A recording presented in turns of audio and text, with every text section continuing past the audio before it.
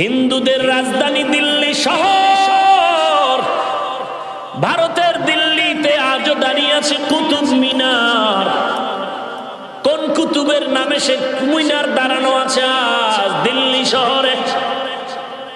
ওলি কামেল কুতুবুল আলম আল্লামা কুতুবউদ্দিন বখতিয়ার কাকির নামে কুতুব মিনার।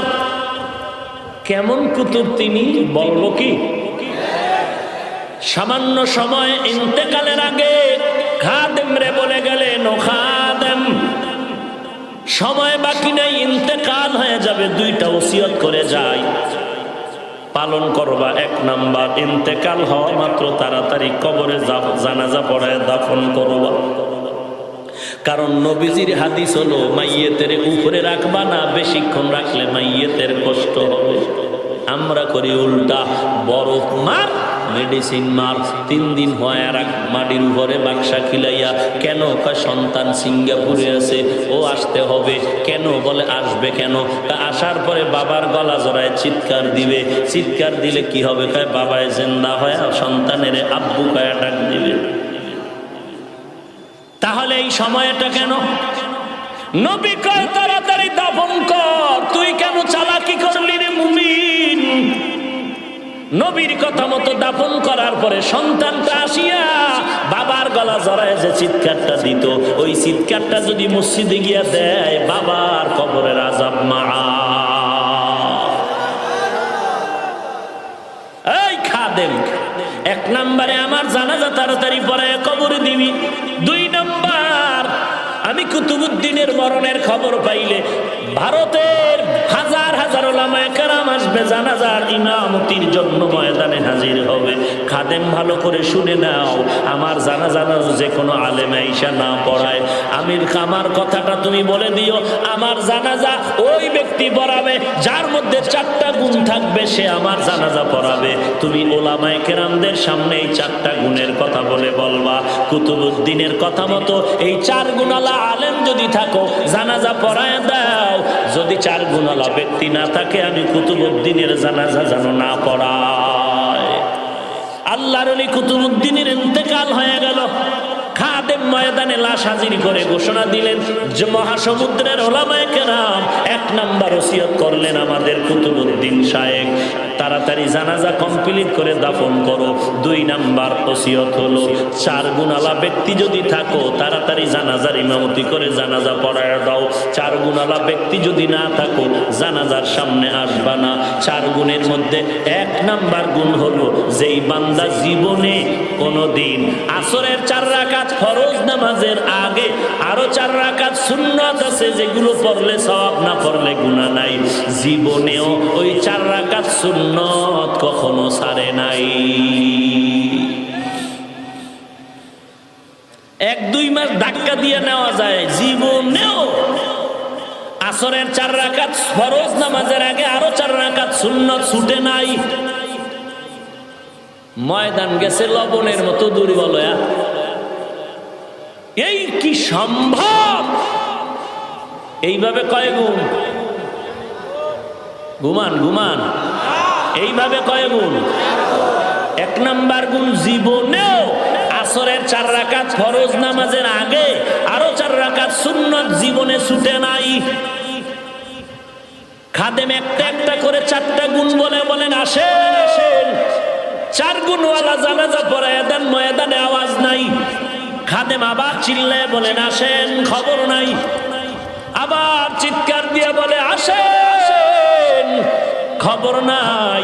এইবার খাদেম ডাক দিয়ে বলে, কেন কষ্ট দাও?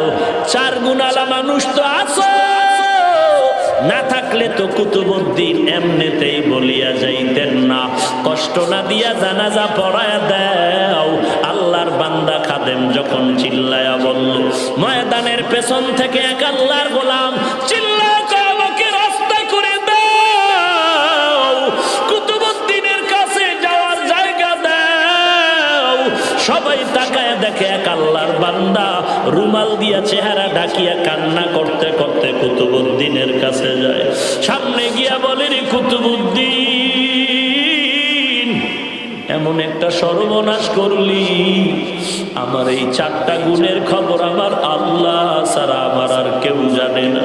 আমার ছেলে মেয়ে স্ত্রীও জানে না। আমার এই 4 গুণের খবর আমার আল্লাহ জানে। আমার মাওলার সাথে কথা বলার পাসওয়ার্ড হলো এই 4 গুণ। আজকে এমন জায়গায় ঠেকায় দিলি, গোপন নাজা পড়ায় দিলাম। এমন ব্যক্তিটাকে ভারতের মধ্যে এই 4 গুণালা গুণ নিয়ে জানাজা পড়ায় দিলেন।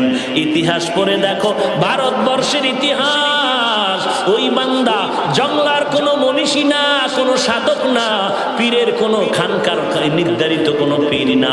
ওই বান্দা হলো ভারতের রাষ্ট্র পরিচালনাকারী একজন রাষ্ট্রনায়ক, শামসুদ্দিন আলতামাস রহমাতুল্লাহ আলাইহি। ইংলিশে তার ইতিহাসের পাতায় নাম আছে শামসুদ্দিন ইলতুৎমিশ রহমাতুল্লাহ আলাইহি। একদিকে ভারতের রাষ্ট্র পরিচালনা করে, অপরদিকে 4 রাকাত সুন্নাত ছাড়ে না। একদিকে রাষ্ট্র পরিচালনা করে, অপরদিকে জীবনে তাহাজ্জুদ চাজা হয় নাই। একদিকে রাষ্ট্র পরিচালনা করে, অপরদিকে জীবনে জিহ্বা দিয়া মিথ্যা কথা বলে নাই। একদিকে রাষ্ট্র পরিচালনা করে, অপরদিকে 2 চোখ দিয়া বেগানার দিকে কখনো তাকায় নাই। এরে আল্লাহর গোলাম, কেমন আল্লাহওয়ালা 4 গুণালা শামসুদ্দিন আলতামাস রহমাতুল্লাহ আলাইহি জানাজা পড়ায় দিলেন। এ যুবক, পাওটা যদি আগায় দেওয়া, আমি তোর পায়ে হাত রেখে বলছি, কয়দিন আর বাহাদুরি করবি? ডানে বামে তাকায় দেখ, তোর মতো যুবক খেলার সঙ্গে ছিল, আজকে নাই। লেখাপড়ার টেবিলে ছিল, আজকে নাই। এক এক করে বিদায়, এক এক করে বিদায়। এরে আল্লাহর বান্দা, কয়দিন আর বাহাদুরি করবি? তোর মতো ডানে বামে যুবক দাড়িওয়ালা নামাজি অভাব নাই। স্কুলে পড়ে নামাজ ছাড়ে না, কলেজে পড়ে নামাজ ছাড়ে না, চাকরি করে নামাজ বাদ দেয় না, র্যাব আর্মি পুলিশ বিডিআর নামাজ ছাড়ে না, কোটি টাকার মালিক 1 টাকাও হারাম খায় না, কৃষি কাজ করে নামাজ ছাড়ে না, ড্রাইভারি করে নামাজ ছাড়ে না। রে বাবা, তুমি কেন পারবা না? কয়দিন আর বাহাদুরি করবি? কত যুবক আইসা কান্না করে দোয়া চায়।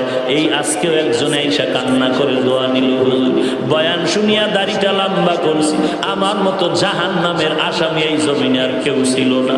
এমন কোন গুনাহ নাই যে গুনাহ আমি আর কোসারি নাই। আজকে আল্লাহ আমাকে হেদায়েতের দরজায় নিয়ে আসছে, একটু মাথায় হাত দিয়া দোয়া করে দেন, আর যেন গুনাহের কাছে না যাই। কারণ গুনাহের কারণে যে আযাবের কথা আপনারা কোরআন দিয়া বলছে, ওই কবরে জাহান্নামের আগুন 1 সেকেন্ডের জন্য সহ্য করতে পারবো না। এর থেকে আরো ভয়াবহ হালাত হবে হাসরের ময়দান। ওই সূর্যটা মাথার উপরে চলে আসবে, সূর্যের তাপে জমিনটা তামা, গুনাহগারের মাথার মগজগুলো টাস টাস করে ফেটে যাবে। ওদিকে জাহান্নামের আওয়াজ, আয় আল্লাহ, গুনাহগারগুলো তাড়াতাড়ি আমার ভেতরে দিয়া দাও।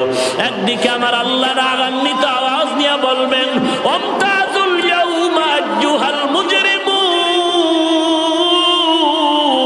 আল্লাহ তাআলা বলবেন, এরে গুনাহগারের দল, তোমরা নেককারদের থেকে আলাদা হয়ে যাও। এরে নবীর উম্মত, আল্লাহর কাছে চোখের পানি ছেড়ে কান্না করো। মা বাবা তোমার নাই, কবর থেকে দোয়া চায়। ও এতিম সন্তান, আমার নবীও দুনিয়াতে বড় এতিম,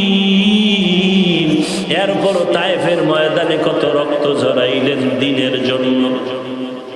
আজকে তোমার চোখে কেন পানি নাই? একমাত্র কারণ, গুনার কারণে তোমার আমার দিলটা পাথরের মতো শক্ত হয়ে গেল। আল্লাহর কাছে মাথাটা নত করে বলো, আল্লাহ, এই ময়দানে আমার মতো গুনাহগার কেউ নাই। আজকে তওবার দরজায় ফিরতে চাই, তুমি তৌফিক দাও। আর জীবনে গুনাহের কাছে যাব না, নামাজ ছাড়বো না, বেপরদায় চলবো না। ও আল্লাহ, তওবা করার মতো তৌফিক দাও, তওবার উপরে মজবুত হয়ে চলার মতো তৌফিক দান করো। আয় আল্লাহ, কান্নাওয়ালা চক্ষু দান করো। আল্লাহর কাছে বান্দা যখন চোখের পানি ছেড়ে তওবার নিয়ত করে, আল্লাহ তাআলা রহমতের বিনিময়ে তার জীবনের সব গুনাহগুলো মাফ করে দেয়। আল্লাহর কাছে কান্না করো, না আসলে নবী বলেন কান্নার বাহানা করে ক্ষমা চাও। ও আল্লাহ, তুমি মাফ করে দাও। 1 সেকেন্ডের আযাব সহ্য করার শক্তি আমার নাই, আমি গুনাহ নিয়ে কবরে যেতে চাই না। তওবা করার যদি নিয়ত অন্তরে থাকে, মুনাফিকি না থাকে, খাঁটি তওবার নিয়তে 2 হাত আমার আল্লাহকে দেখায় দাও। আয় আল্লাহ, সবার হাত কবুল করে নেন। আয় আল্লাহ, তওবাওয়ালা জিন্দেগি দান করেন, তওবা তাকওয়ার উপরে মজবুত হয়ে চলার মতো তৌফিক দান করেন আল্লাহ।